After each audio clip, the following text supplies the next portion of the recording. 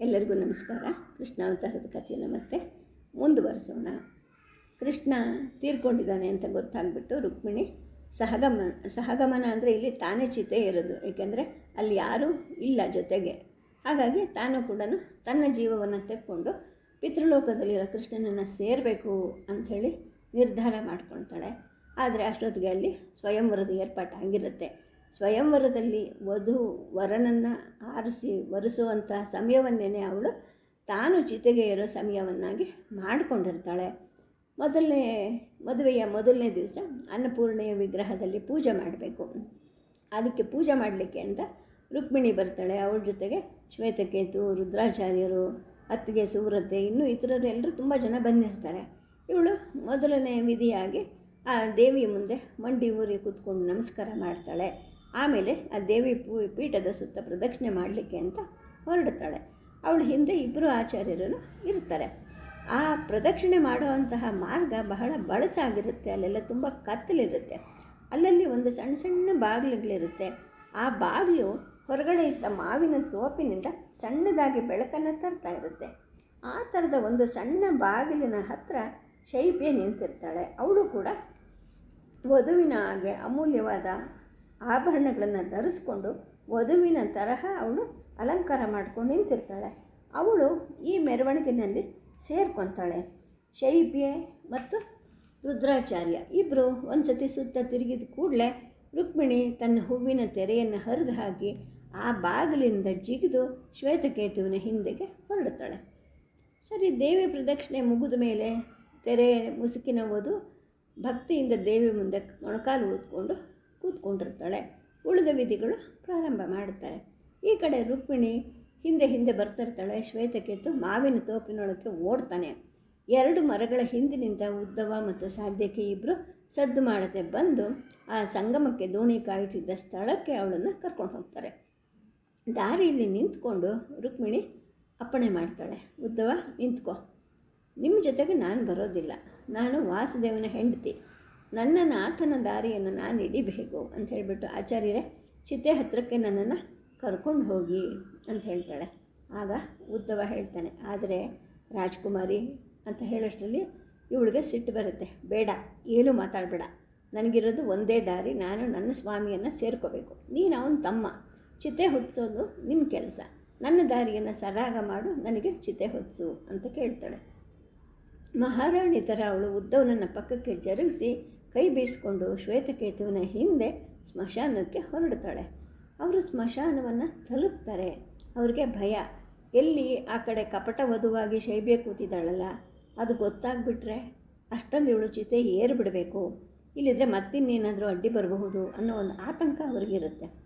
ಸರಿ, ಅವ್ರು ಬರೋದನ್ನು ನೋಡಿಕೊಂಡು ಆ ಚಿತೆ ಹತ್ತಿರ ಇದ್ದಂತಹ ಆಪ್ಲವ ಮತ್ತು ಜಹನು ಇಬ್ಬರು ಸೇರಿ ಚಿತೆಗೆ ಉರಿ ಹಚ್ಚಿ ತುಪ್ಪವನ್ನು ಸುರಿತಾರೆ.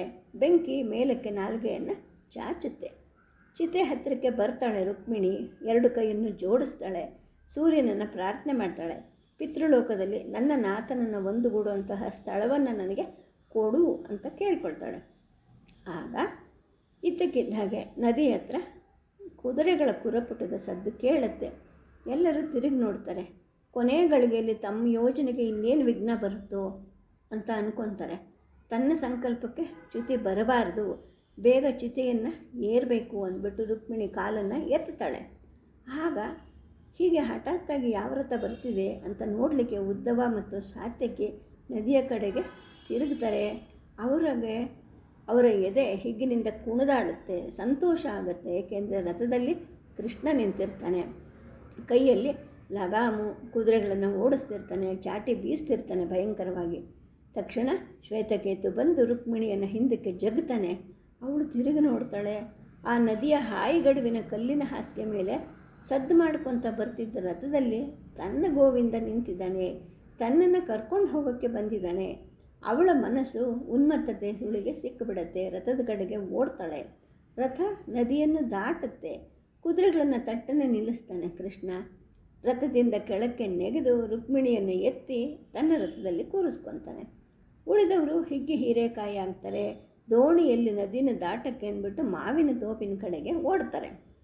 ಈ ಕಡೆ ಕೃಷ್ಣ ತನ್ನ ಸಾರಥಿಯಾಗಿ ಕೂತಿದ್ದಂತಹ ಬಾಹುಕನ ಕೈಯಿಂದ ಲಗಾಮನ್ನು ತಗೋತಾನೆ. ಸರಕ್ಕನೆ ಕುದುರೆಗಳನ್ನು ಹಿಂದಿರಿಸಿ ಗಡುವನ್ನು ದಾಟ್ತಾನೆ. ರಥ ಹಾರಿ ಹೋಗುತ್ತೆ.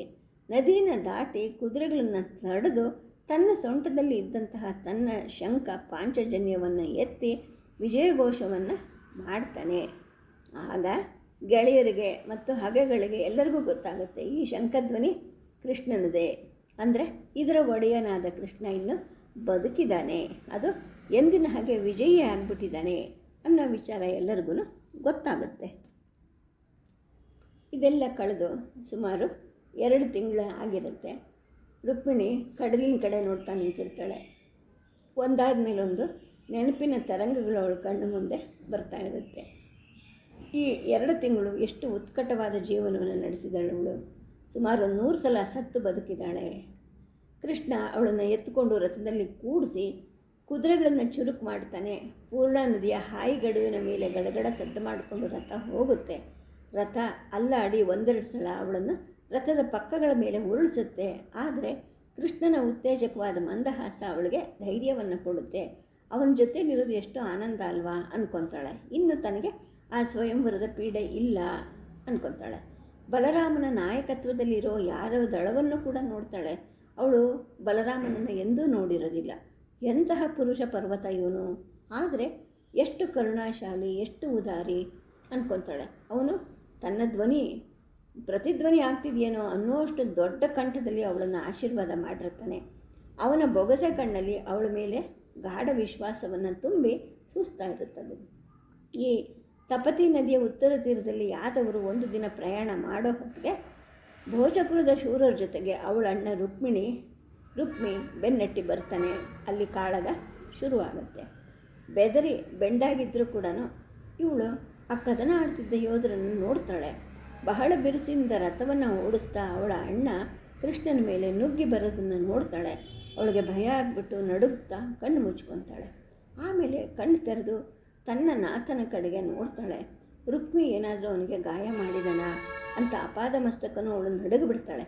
ಆದರೆ ರಥದಲ್ಲಿ ಸಾರಥಿ ಸ್ಥಳದಲ್ಲಿ ಕೂತ್ಕೊಂಡು ಎಡಗೈಯಲ್ಲಿ ಕುದುರೆ ಲಗಾಮನ್ನು ಹಿಡ್ಕೊಂಡು ಕಿರುನಗೆ ಇಲ್ಲದ ಮೊಗ, ಕಿಡಿಕಾರೋ ಕಣ್ಣಿನ ಕೃಷ್ಣನನ್ನು ಅವಳು ನೋಡ್ತಾಳೆ. ತುಂಬ ಅಪರಿಚಿತವಾದ ಮುಖವಲ್ಲ ಇದು ಅಂದ್ಕೊತಾಳೆ. ರುಕ್ಮಿಯ ಬಾಣ ಕೃಷ್ಣನಿಗೆ ಗುರಿ ಇಟ್ಟು ಬಂದದ್ದನ್ನು ಕೂಡ ನೋಡ್ತಾಳೆ. ನಡುಗಿ ಹೋಗ್ತಾಳೆ. ಕಣ್ಣು ತೆರೀತಾಳೆ. ನೋಡಿದ್ರೆ ಕೃಷ್ಣ ಪಕ್ಕಕ್ಕೆ ಸರಿದು ವೇಗವಾಗಿ ಬರ್ತಿದ್ದ ಬಾಣದಿಂದ ತಪ್ಪಿಸ್ಕೊಂಡಿರೋದನ್ನು ಕಾಣ್ತಾಳೆ. ಆಮೇಲೆ ವಿಲಕ್ಷಣವಾದ ದೃಶ್ಯ ಕಾಣಿಸುತ್ತವಳಿಗೆ. ತನ್ನ ಬೆನ್ನಲ್ಲಿ ನೇತಾಡ್ತಿದ್ದ ಸುದರ್ಶನ ಚಕ್ರಕ್ಕೆ ಕೃಷ್ಣ ಕೈ ಹಾಕಿರ್ತಾನೆ. ಈ ಚಕ್ರದ ಬಗ್ಗೆ ಅವಳು ಎಷ್ಟೋ ಸತಿ ಕೇಳಿರ್ತಾಳೆ. ಅತಿ ಭಯಂಕರ ಅದು ಎಂದು ಗುರಿ ತಪ್ಪಿದ್ದಿಲ್ಲ ಅನ್ನೋ ವಿಷಯ ಅವಳಿಗೆ ಗೊತ್ತಿರುತ್ತೆ. ಅಯ್ಯೋ ದೇವರೇ, ನಮ್ಮಣ್ಣನ ಕೊಲೆಗಾತಿ ನಾನಾಗಬೇಕಾ ಅಂತ ಅಂದ್ಕೊತಾಳೆ. ತಟ್ಟನೆ ಕೂತಿದ್ದ ರಥದಲ್ಲೇ ತೆವಳ್ಕೊಂಡು ಮುಂದೆ ಬಂದು ಕೃಷ್ಣನ ಕಾಲನ್ನು ಮುಟ್ತಾಳೆ. ಪ್ರಭು, ಅಣ್ಣನನ್ನು ಕೊಲ್ಲಬೇಡ ಅಂತ ದಯನೀಯವಾಗಿ ಕೂಗ್ತಾಳೆ. ಅವಳ ಕಣ್ಣಿಂದ ಕಣ್ಣೀರು ಧಾರೆಯಾಗಿ ಹರಿತಾ ಇರುತ್ತೆ. ಕೃಷ್ಣ ಕೆಳಗೆ ಅವಳ ಕಡೆ ನೋಡ್ತಾನೆ. ಆಶ್ವಾಸನೆಯ ಒಂದು ಮೆಲುನಗೆ ನಗುತ್ತಾನೆ. ಆಮೇಲೆ ಚಕ್ರದಿಂದ ತನ್ನ ಕೈಯನ್ನು ಹಿಂತಗೋತಾನೆ. ಸಾರಥಿ ಬಾಹುಕನಿಗೆ ಕುದುರೆ ಲಗಾಮನ್ನು ಕೊಟ್ಟು ತನ್ನ ಬಿಲ್ಲು ಶಾಂಗ್ನವನ್ನು ಕೈಗೆ ತಗೊಂಡು ಮತ್ತೆ ಬಾಣವನ್ನು ಹೂಡಿ ಎದೆ ಏರಿಸ್ತಾನೆ. ಮತ್ತೆ ರುಕ್ಮಿಣಿ ಕಣ್ಣು ಮುಚ್ಕೊತಾಳೆ. ಕಣ್ಣು ತೆರೆದಾಗ ರುಕ್ಮಿ ಕಡೆ ವೇಗವಾಗಿ ಬಾಣ ಧಾವಿಸ್ತಾ ಇರುತ್ತೆ. ರುಕ್ಮಿನ ಕೊಲ್ಲುತ್ತಾ ಇದು ದೇವರೇ, ನಮ್ಮ ಅಣ್ಣನ ಬದುಕು ಕೊಡು ಅಂತ ಕೇಳಿಕೊಳ್ತಾಳೆ. ಗಟ್ಟಿಯಾಗಿ ಕೂಗು ಕೇಳುತ್ತೆ. ಅಷ್ಟೊತ್ತಿಗೆ ಕುದುರೆಗಳು ಕೆನೆಯುತ್ತೆ. ಕೆಲವು ಮುಂಗಾಲೆತ್ತಿ ಸರಿಯುತ್ತವೆ. ಎಲ್ಲರೂ ಜಯವಾಸುದೇವ ಜಯವಾಸುದೇವ ಅಂತ ಕೂಗ್ತಿರ್ತಾರೆ. ಅಂದರೆ ಅವರು ಗೆದ್ದಿರ್ತಾರೆ ಯಾದವರು. ಎಲ್ಲರೂ ರಥಗಳನ್ನು ನಿಲ್ಲಿಸ್ತಾರೆ. ಕುದುರೆಗಳು ಸುಮ್ಮನಾಗುತ್ತವೆ. ಅವಳಣ್ಣ ನೆಲದ ಮೇಲೆ ಬಿದ್ದುಬಿಟ್ಟಿರ್ತಾನೆ. ಆದರೆ ಸತ್ತಿರೋದಿಲ್ಲ. ಕೃಷ್ಣನ ಬಾಣದಿಂದ ಗಾಯಗೊಂಡು ಬಿದ್ದಿರ್ತಾನೆ. ಉದ್ದವ ಅವನ ಮೇಲೆ ಬಾಗಿ ಹರಿತಿದ್ದ ರಕ್ತವನ್ನು ನಿಲ್ಲಿಸೋಕ್ಕೆ ಪ್ರಯತ್ನ ಮಾಡ್ತಾ ಇರ್ತಾನೆ. ಇವಳು ಪರಮಾತ್ಮನಿಗೆ ನಮಸ್ಕಾರ ಮಾಡ್ತಾಳೆ. ಮಹಾರುದ್ರನನ್ನು ಮಾಡ್ತೀನಿ, ನನ್ನ ಅಣ್ಣನಿಗೆ ಪ್ರಾಣಾಪಾಯ ಆಗೋದು ಬೇಡ ಅಂತ ಅಂದ್ಕೊತಾಳೆ. ಕೃಷ್ಣ ರಥದಿಂದ ಇಳೀತಾನೆ. ಗಾಯಗಳಾಗಿದ್ದರೂ ಕೂಡ ರುಕ್ಮಿ ಎದ್ದು ಕೂತ್ಕೊತಾನೆ. ಈ ಗಡಸು ಯೋಧ ಕೃಷ್ಣನನ್ನು ಶಪಿಸ್ತಾ ಇರ್ತಾನೆ. ಈ ನಪಂಸಕ ಶಾಪವನ್ನು ಕೇಳಿ ದೊಡ್ಡಣ್ಣ ಗಹಗಹಿಸಿ ನಗುತ್ತಾ ಇರ್ತಾನೆ. ಅವಳ ಗೋವಿಂದ ಬಗ್ಗಬಿಟ್ಟು ಉದ್ದವ ಮತ್ತು ಸಾತ್ಯಕಿಯರ ಸಹಾಯವನ್ನು ಪಡ್ಕೊಂಡು ರುಕ್ಮಿಯನ್ನು ನೆಲದ ಮೇಲಿಂದ ತಂದು ರಥದಲ್ಲಿ ಕೂಡಿಸ್ತಾ ಇರ್ತಾನೆ. ರುಕ್ಮಿಣಿಯ ಪಕ್ಕದಲ್ಲೇ ಕೂಡಿಸ್ತಾನೆ. ಪಟ್ಟಿ ಕಟ್ಟಿದ್ರೂ ಕೂಡ ರುಕ್ಮಿಣಿಯ ಗಾಯದಿಂದ ರಕ್ತ ಹರಿತಾನೇ ಇರುತ್ತೆ. ರುಕ್ಮಿಣಿಯ ಕಡೆ ಸಿಟ್ಟಿನಿಂದ ನೋಡಿ ಅವಳ ಮುಖದ ಮೇಲೆ ಉಗುಳಲಿಕ್ಕೆ ಅಂತ ಪ್ರಯತ್ನ ಮಾಡ್ತಾನೆ. ಆಗ ಕೃಷ್ಣ ತನ್ನ ಮೃದು ಮಧುರವಾದ ಸ್ವಭಾವನ ತಂದುಕೊಂಡು ಹೇಳ್ತಾನೆ, ರುಕ್ಮಿ, ಎಲ್ಲವನ್ನು ಮರೆತು ಬಿಡು, ನಿನ್ನ ತಂಗಿನ ಕ್ಷಮಿಸು, ಏಕೆಂದರೆ ಅವಳು ನಿನ್ನ ಪ್ರಾಣವನ್ನು ಉಳಿಸಿದಾಳೆ, ಅವಳಿಲ್ಲ ಅಂದರೆ ನೀನು ಇಷ್ಟೊತ್ತಿಗೆ ಸತ್ತು ಹೋಗ್ತಿದ್ದೆ ಅಂತ. ಆಗ ರುಕ್ಮಿ ಬುಸುಗುಟ್ತಾನೆ, ದುಷ್ಟಗೊಲ್ಲ ನೀನು ಅಂತ. ರುಕ್ಮಿ ಹಾಗಂದಿದ್ದು ತಪ್ಪು, ಏಕೆಂದರೆ ಅವಳ ಮಾತಿಂದಾಗಲೇ ಗೋವಿಂದ ಅವನನ್ನು ಕೈ ಬಿಟ್ಟಿರ್ತಾನೆ. ಆಗ ಕೃಷ್ಣ ನಗುತ್ತಾನೆ, ರುಕ್ಮಿ, ಸಿಟ್ಟನ್ನು ತಡ್ಕೊ, ನಿನ್ನನ್ನು ಭೀಷ್ಮಕ ರಾಜನ ಹತ್ತಿರಕ್ಕೆ ಕುಂದಿನಪುರಕ್ಕೆ ಕಳಿಸ್ತೀನಿ ಅಂತ ನಗುತ್ತಾ ಹೇಳ್ತಾನೆ.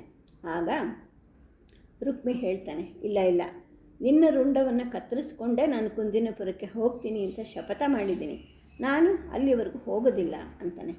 ಶಪಥ ಮಾಡಿದ್ಯಾ ನೀನು? ಅಂದರೆ ನಿನ್ನ ತಂಗಿನ ವಿಧವೆ ಮಾಡಬೇಕು ಅಂತ ಹೊರಟಿದ್ಯಾ ನೀನು? ಅದು ನಿನಗೆ ಒಳ್ಳೆಯದಾ ಅಂತ ಅಣಕಿಸ್ತಾನೆ ಕೃಷ್ಣ.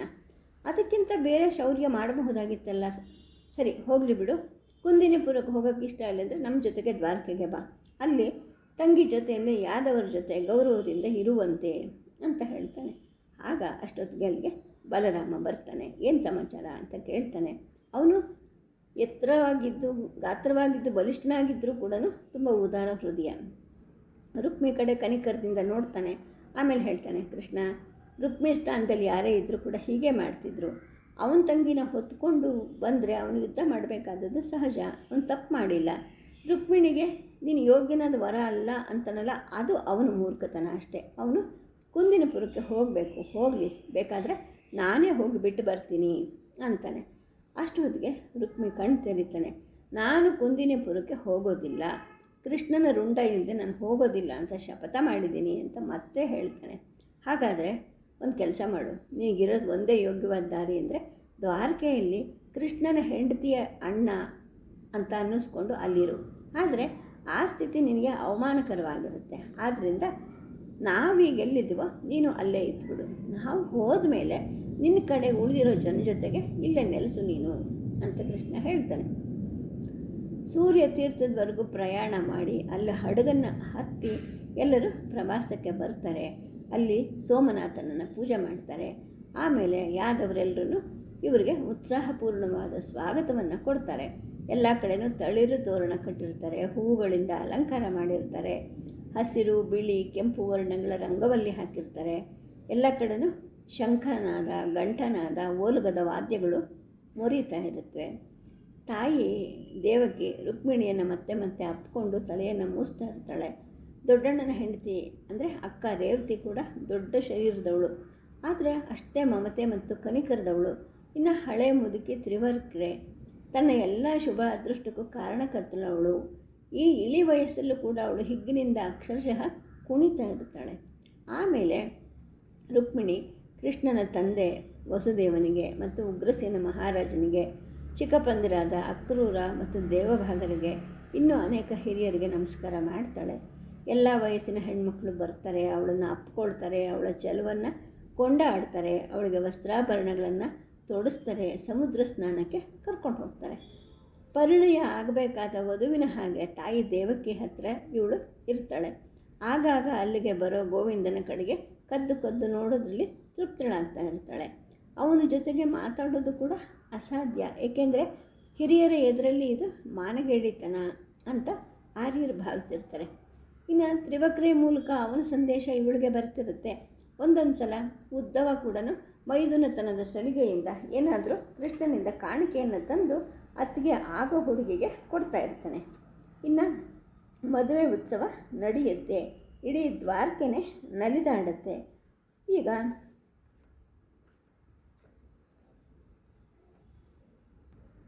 ಯಾದವರು ಅಮೋಘ ವಸ್ತ್ರಗಳನ್ನು ಧರಿಸಿ ಅಲಂಕಾರ ಮಾಡ್ಕೊಂಡಿರ್ತಾರೆ. ಪ್ರತಿಯೊಂದು ಮನೆಯನ್ನು ಸಿಂಗಾರ ಮಾಡಿರ್ತಾರೆ, ಹಿಗ್ಗಿನಿಂದ ಕುಣಿತಾ ಇರ್ತಾರೆ. ಹಡಗುಗಳ ನಾವಿಕರು ಕೂಡ ತಮ್ಮ ಭಗವಂತನ ವಧುವನ್ನು ನೋಡೋಕ್ಕೆ ಅಂತ ಬರ್ತಾನೆ. ಅವರ ನಾಯಕ ಒಬ್ಬ ಹಣ್ಣು ಮುದುಕ, ಅವನ ಹೆಸರು ಇವಳಿಗೆ ನೆನಪಲ್ಲಿ ಉಳಿಯೋದೇ ಇಲ್ಲ. ಆಮೇಲೆ ಅತಿಥಿಗಳು ಬರ್ತಾರೆ. ಕರವೀರಪುರದ ಶಕ್ರದೇವ, ಅವಂತಿಯ ವಿಂದ ಅನುವಿಂದರು, ಸುತ್ತಮುತ್ತಲಿನ ದೊರೆಗಳು, ಶಕ್ರದೇವನ ಜೊತೆಯಲ್ಲಿ ತನ್ನನ್ನು ಕಾಪಾಡಿ ತಾನೆಲ್ಲರಿಗಿಂತ ಹೆಚ್ಚು ಬಯಸಿದ ಗೋವಿಂದನನ್ನು ತನಗೆ ಕೊಟ್ಟಂತಹ ಶೈಬ್ಯ ಎಲ್ಲರೂ ಬರ್ತಾರೆ. ಮನೆತನದ ಪುರಾತನ ಪುರೋಹಿತನಾಗಿದ್ದ ಗರ್ಗಾಚಾರ್ಯ ಯಜ್ಞದ ಅಗ್ನಿಯ ಮುಂದೆ ತನ್ನ ಬಿಳಿ ಗಡ್ಡವನ್ನು ಅಲ್ಲಾಡಿಸ್ತಾ ಕೂತಿರ್ತಾನೆ. ಇವಳ ಕೈಯನ್ನು ಅವನ ಕೈಯಲ್ಲಿ ಇಡ್ತಾರೆ. ತನ್ನ ಕೈಯನ್ನು ಗೋವಿಂದ ಕೈಯನ್ನು ಗಟ್ಟಿಯಾಗಿ ಹಿಡ್ಕೊಂಡಾಗ ಅವಳಿಗೆ ರೋಮಾಂಚ ಆಗುತ್ತದೆ. ಇಬ್ಬರು ಸಪ್ತಪದಿಯನ್ನು ತುಳಿತಾರೆ. ಇನ್ನು ಅವಳು ಮತ್ತು ಗೋವಿಂದ ಒಂದಾಗ್ತಾರೆ. ದೇವತೆಗಳೆದುರಿಗೆ, ಮಾನವರ ಎದುರಿಗೆ ಅವಳು ಅವನ ಹೆಂಡತಿ ಆಗ್ತಾಳೆ. ಇನ್ನು ಈ ಜನ್ಮದಲ್ಲಿ ವಿಯೋಗ ಇಲ್ಲ ಅಂತ ಅಂದ್ಕೊತಾಳೆ. ಸದ್ಯಕ್ಕೆ ಕಥೆಯನ್ನು ಮುಕ್ತಾಯ ಮಾಡಿರ್ತೀನಿ. ನಮಸ್ಕಾರ.